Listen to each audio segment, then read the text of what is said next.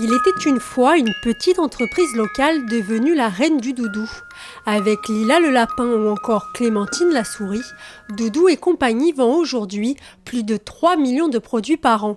Le papa de ces doudous, c'est lui, Alain Joly, un Valdoisien qui a su révolutionner le compagnon préféré des nouveau-nés. Le doudou a été créé par une de nos créatrices en 99.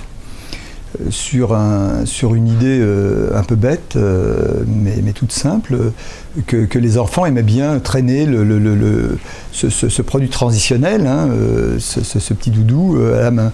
Et à l'époque, il n'existait pas de produits avec des corps plats. Hein, c'était souvent ou des langes ou des ours traditionnels. Donc l'idée est venue d'un corps en lange, alors à l'époque on ne l'a pas fait en lange, on l'a fait en coton, et d'une petite tête.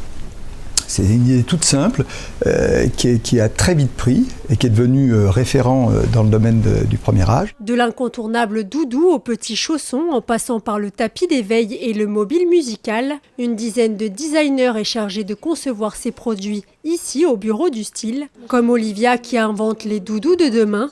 Matière, forme, couleur et même tendance, tous les détails sont étudiés. On part, on va dire, d'une inspiration, d'un concept qui nous paraît novateur, qu'on va ensuite développer en dessin, faire des recherches. On va faire aussi également une veille tendance, voir ce qui se fait, la concurrence, etc.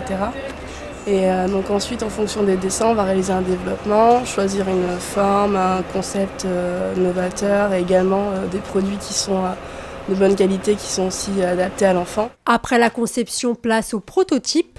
En s'appuyant sur des dessins appelés artworks, un premier produit est envoyé par les usines de confection, un échantillon qu'Olivia scrute sous toutes les coutures. Alors là, en fait, je suis en train de vérifier mes artworks par rapport aux échantillons qu'on a reçus.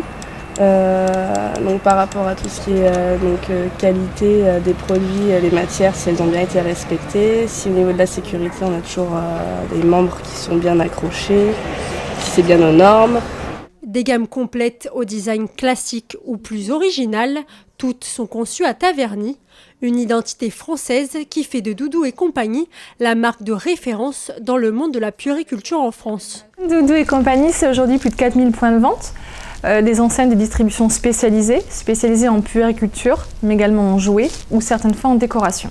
88% de la production est pour l'instant vendue en France, mais la marque cherche à s'imposer en Europe et veut s'ouvrir au marché asiatique, en s'appuyant sur de nouveaux produits comme cette petite marionnette. Le doudou marionnette est un produit phare de la collection Doudou et compagnie. Il a une double fonction, il a la fonction affective du doudou, avec ses matières très douces et une mixité au niveau des matières.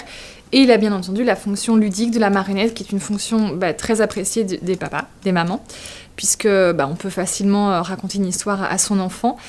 Et il y a un côté interactif qui plaît beaucoup aux parents d'aujourd'hui. Une fois les clients trouvés, une dizaine de petites mains préparent l'acheminement de centaines de paquets par jour. L'entreprise voit passer dans ses entrepôts plus d'1 million de doudous par an. On a pas mal de volume qui part de Taverny, donc, puisqu'on fait toute la préparation sur place.